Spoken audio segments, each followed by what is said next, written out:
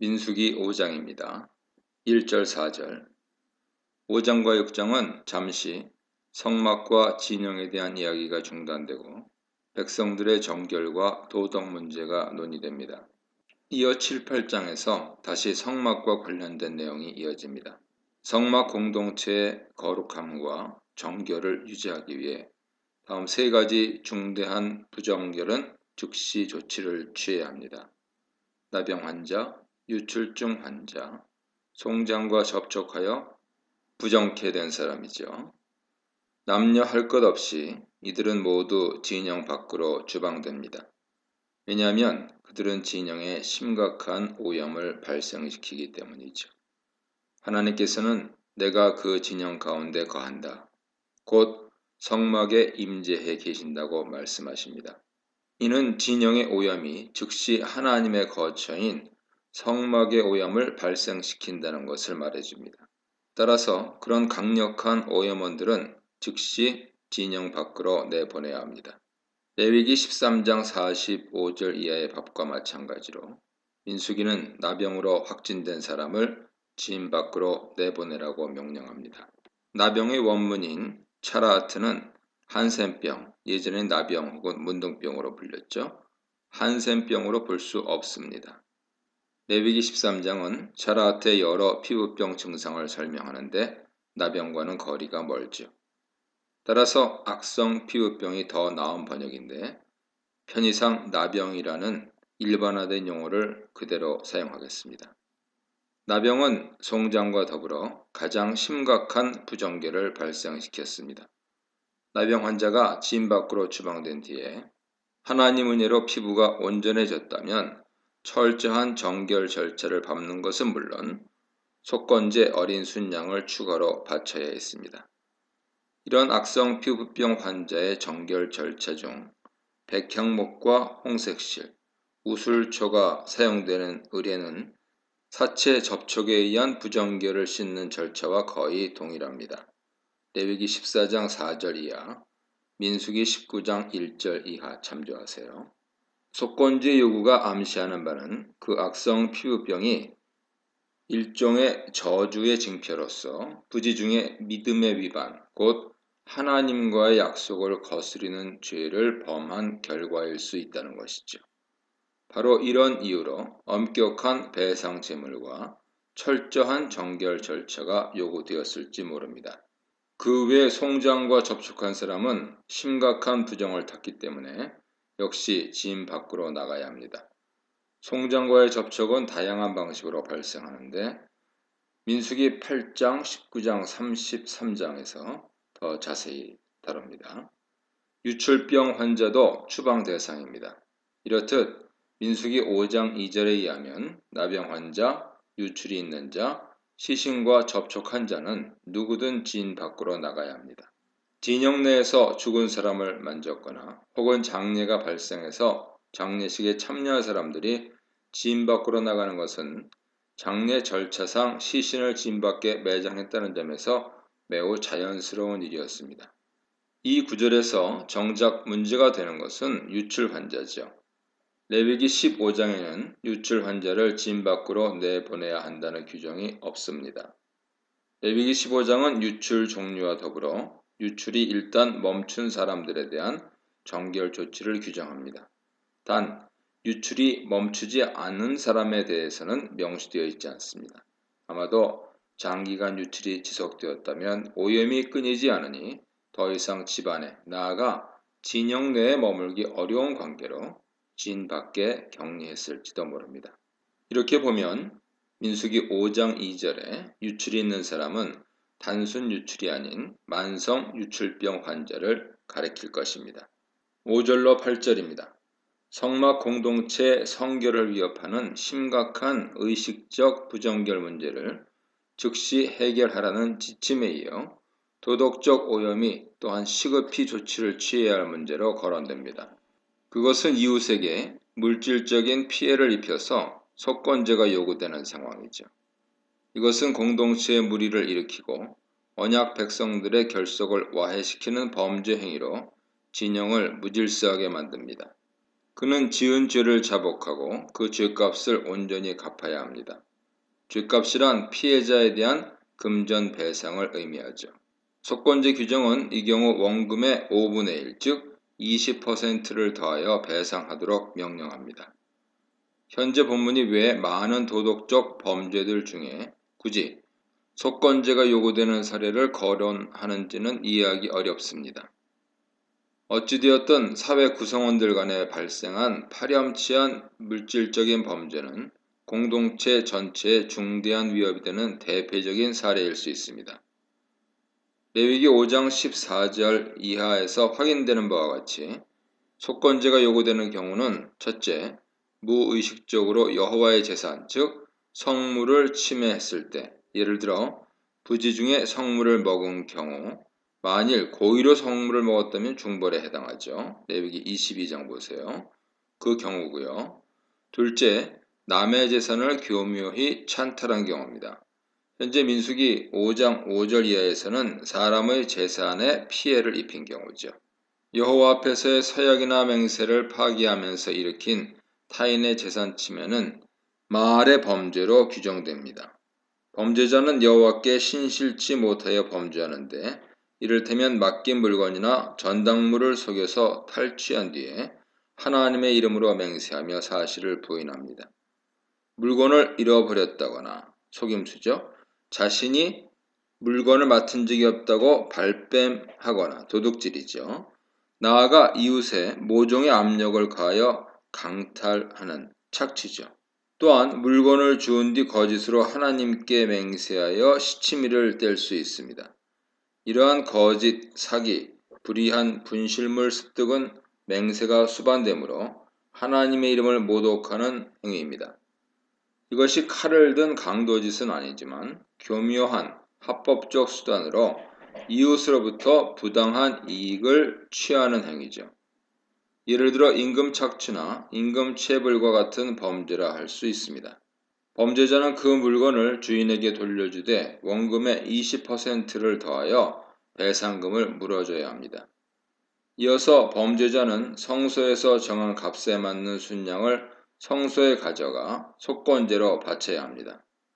여기서 재산상의 피해는 벌금이 불과 원금의 20%에 지나지 않으며 추가로 순양 한 마리를 성소에 바칠 뿐입니다. 대조적으로 출애굽기에서 양이나 소를 도둑질한 죄의 벌금은 4배 혹은 5배입니다. 즉 양을 한 마리 훔치면 4마리를 갚아야 하고요. 소를 훔치면 5마리를 갚아야 합니다. 이런 차이가 나는 이유는 속건제로 문제를 해결하는 경우 범죄자가 훔친 양을 되돌려주며 자수를 했기 때문일 것입니다. 한편 본문의 속건제 규정은 매우 적절하게도 레위기에서 1차로 주어진 표준 속건제 규정 5장 14절 이하에 있는 표준 속건제 규정을 보완하는 추가 지침이기도 합니다. 속건제 규정에 따르면 물질적인 배상은 피해자에게 원금의 20%를 더하여 주는 방식으로 이루어집니다. 그러나 현재 본문은 만일 피해자가 사망했거나 부재 중일 경우 어떻게 그 배상을 실행해야 하는지 원칙을 정합니다. 아마도 그 경우 자연스럽게 피해자의 가족에게 배상을 했을 것입니다. 만일 가족 전원이 부재한 상황이라면 가까운 친척에게 그 배상금을 지불해야 했을 것입니다. 그런데 만에 하나 그런 원칙들마저 없는 상황이라면 현재 법은 속건제 순양을 성전에 바치러 올라갈 때 순양과 더불어 그 배상금을 제사장에게 줄 것을 명령합니다. 이때 속건제 순양은 제물로 바치고 그 배상금은 제사장에게 돌아갑니다. 속건제는 속죄제와 동일하게 그 순양의 내장 기름 부위, 내장에 붙은 기름, 두 콩팥, 간엽이죠. 기름 부위만을 태우고 남은 고기는 제사장 몫으로 주어집니다. 9절로 10절입니다. 속건제 규정은 속건제 배상금이 제사장에게 돌아가는 상황에 대한 이야기와 더불어서 마무리되고 뒤이어 속건제와 무관한 제사장의 성물에 대한 규정이 추가됩니다. 그러나 이건 역시 제사장 몫으로 돌아가는 백성들의 봉헌물, 거제에 대한 지침이므로 속건제 규정과 함께 묶이는 것이 이상하지는 않습니다. 이것은 분명히 제사장에게 돌아가는 음식 봉헌물, 즉 소제물인 것으로 보입니다. 10절에서 각 사람은 제사장을 말하는 것이 분명하죠. 따라서 이는 각 제사장이 자신에게 봉헌물로 주어진 것을 잘 간직해야 한다는 뜻으로 이해됩니다. 예를 들어 소제물에 밀가루를 바치는 제사장은 한 움큼의 밀가루를 태우고 남은 것은 자신의 몫으로 갖습니다. 이 문단에서는 밖의 대적만이 아니고 자기와의 싸움, 정결만이 아니고 정의, 공동체만이 아니고 한 사람까지도에 대해 묵상해 보시기 바랍니다. 11절로 15절입니다. 성막 공동체의 성적 부정결은 당사자뿐 아니라 진영을 더럽히고 공동체의 안정과 질서를 위협하므로 육신의 부정결과 마찬가지로 심각한 문제가 아닐 수 없습니다. 현재 상황은 어떤 사람의 아내가 남편 몰래 성적 일탈을 하여 탈선하여 남편을 배신했으나 이 숨겨져 드러나지 않았고 남자가 붙잡히지도 않았고 목격자도 없는 경우입니다. 십계명 제7계명은 이러한 성적 일탈을 금지하며 만일 간통과 외도가 들통난다면 사형을 명령했습니다. 레위기 20장, 신명기 22장 보세요. 이러한 배우자의 탈선은 1차로 배우자의 신의를 저버린 행위죠. 본문에서 아내의 간통을 의심하는 남편은 질투심에 사로잡힙니다. 14절은 남편이 질투하며 의심을 품는 두 가지 경우를 요약합니다. 의심은 가지만 실제로 아내가 간통을 한 경우와 그렇지 않은 경우죠. 남편 입장에서는 증거 부족으로 진실을 알 수 없는 상황에서 문제를 해결하기 위해 하나님의 도우심을 구합니다. 그는 의심스러운 아내를 데리고 성소 제사장에게 올라갑니다. 남편의 준비물은 보릿가루의 소재물이죠. 10분의 1 에바 약 2.3리터의 보릿가루를 준비할 뿐 거기에 기름이나 유향은 붓지 않습니다. 이것을 의심의 소재 혹은 기억의 소재, 기억을 위한 소재라고 부릅니다. 레위기 2장의 소재 규정은 밀가루 10분의 1 에바를 준비하여 그 위에 기름을 붓고 다시 유향을 넣습니다. 감람나무 기름, 올리브유는 대중적으로 사용되었지만 유향은 매우 비쌌기에 이 기본 소재물은 여유가 있는 사람에게만 허용되었을 것입니다. 가난한 사람들은 밀가루 소재보다는 유향이 들어가지 않는 음식 소재물을 바친 것으로 추론되죠. 레위기 2장 4절 이하 보세요. 그러나 의심의 소재는 밀가루보다 저렴한 보릿가루를 재료로 삼으며 거기에 유향은 물론 기름도 붓지 않습니다. 이 의심의 소재를 또한 죄를 드러나게 하는 기억의 소재라 부르는 것은 당사자에게 죄를 상기시킨다는 의미입니다. 이것은 죄를 망각했기 때문이 아니라 인정하지 않기 때문이죠. 16절로 31절입니다. 의심의 소재 절차가 나오는데요. 쓴물을 준비하고 그 물의 효력이 어떤가 하는 점, 그리고 쓴물을 제조하는 법, 그것을 사용하는 법이 차례로 나옵니다. 본문에서 아내 간통 여부를 판정하기 위해 의심의 소재가 수반된 시제법은 다음 절차를 통해 진행됩니다. 제사장과 여자가 교대로 순서를 진행하는 것을 볼 수 있죠. 첫째, 제사장은 토기에 성수를 담은 뒤 성막 바닥에 흙을 섞어 쓴물을 만듭니다. 둘째, 여자는 슬픔을 나타내는 몸짓으로 머리를 풀고 의심의 소재물을 두 손에 듭니다. 셋째, 제사장은 두루마리에 저주의 말을 쓴 다음 그것을 쓴물에 넣어 빤 뒤에 그 여자에게 그 쓴물의 효과를 설명합니다. 넷째, 여자는 그 쓴물의 효과를 전적으로 받아들인다는 맹세를 합니다. 다섯째, 제사장은 먼저 의심의 소재물을 손으로 한 움큼 떠서 태웁니다. 여섯째, 여자는 제사장의 지시를 따라 그 쓴물을 마십니다. 여기서 첫 번째 나오는 거룩한 물은, 즉 성수는 분명히 성막 마당에 비치된 물두멍에서 뜬 물입니다. 토기에 담는 이유는 그것을 다 쓰고 난 뒤 깨뜨리기 위함이죠. 레위기 6장 11장 보세요. 제사장은 그 토기 안의 물에 성막 바닥에 티끌을 취해 섞는데 그것이 마당 흙인지 아니면 본당 안의 내성소 흙인지는 분명하지 않습니다. 마당은 일반 백성이 드나드는 장소이기 때문에 성수에 어울리는 흙이라면 거룩한 공간인 내성소 바닥의 흙일 것으로는 추론되지요. 흙을 풀었기 때문에 이 물을 쓴물로 표현합니다. 이때 쓴물이란 실제로 쓰다기보다는 식수로는 곤란한 물이지만 시험을 위해 곤혹스럽게 마셔야 하는 물이고 또한 그 물을 마시면 죄가 드러나 저주로 이어질 수 있는 물이라는 뜻일 것입니다. 여자가 머리를 푸는 행위는 자신의 처지에 대한 슬픔을 상징할 것입니다. 그녀가 두 손에 보릿가루 소재물을 들고 있을 때 제사장은 두루마리에 저주의 말을 쓴 뒤 성수에 담가 빨아서 그것을 저주의 쓴물로 만듭니다. 그 쓴물을 두 손에 들고 제사장은 그 여자에게 그 물이 가져올 두 가지 결과를 설명합니다. 그녀가 그 물을 마신 뒤 창자에 들어갔을 때 만일 그녀가 무죄라면 쓴물의 독성이 아무 효과가 없을 것이나 만일 유죄라면 넓적다리, 자궁이죠. 넓적다리가 마르고 배, 태반이죠. 배가 부어올라 애를 낳지 못하는 저주를 받을 것입니다. 이 설명을 들은 여자는 아멘 아멘으로 동의하며 받아들입니다. 제사장은 두루마리 위에 저주의 말을 쓴 다음 그것을 쓴물에 빠는데요. 이로써 그 쓴물은 저주의 쓴물, 즉 저주를 불러들이는 물이 됩니다. 제사장이 의심받고 있는 아내에게 그 물을 먹이면 그 물이 효과를 내 유죄 여부를 판정할 수 있게 됩니다. 쓴물을 먹이기 전에 제사장은 여인의 손에서 기억의 소재물이라 칭하는 의심의 소재물을 받아 여호와 앞에 태워 바칩니다.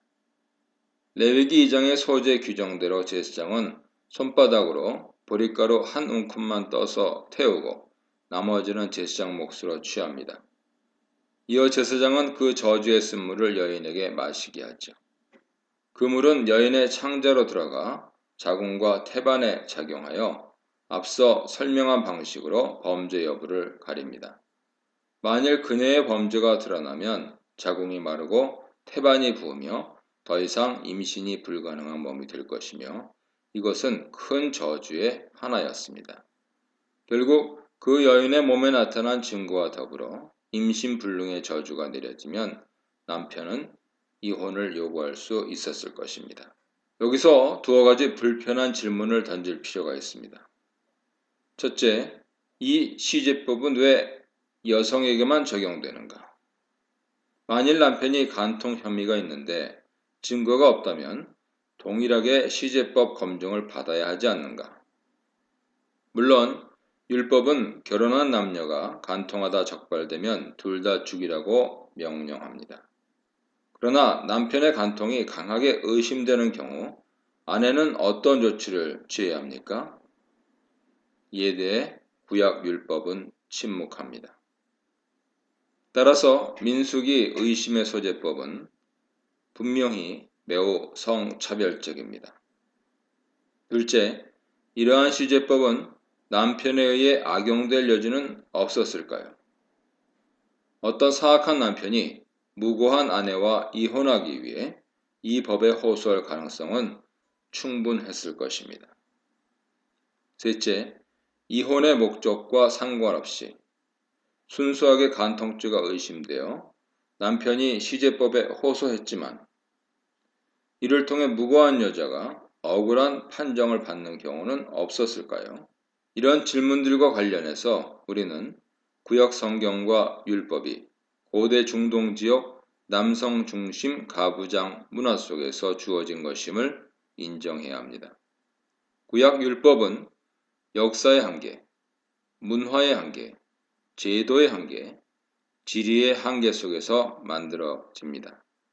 이런 관점으로 여기서 제기된 문제들을 생각해 본다면 일시적으로 다음처럼 정리할 수 있습니다. 첫째, 남편 간통이 강하게 의심되는 경우 별도로 남편 죄의 여부를 판정할 시제법을 시행하지 않았지만 아내는 하나님께 이 일을 직접 호소하여 하나님의 정의로운 판결과 심판을 확신할 수 있다. 실제로 구약 성경에서 우리는 흔하게 하나님의 직접적인 개입으로 죄가 드러나고 그에 대한 징벌이 주어지는 것을 봅니다. 둘째, 의심의 소재법의 악용 여부, 그리고 셋째, 판결의 오류 가능성에 대해서는 이 시제법에는 한 가지 강한 전제가 있음을 고려해야 한다.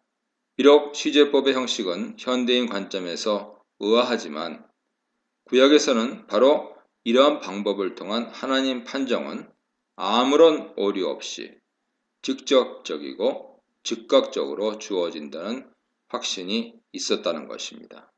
같은 이유로 남편이 그 시제법을 악용하는 것은 가능할 수 없었을 것입니다.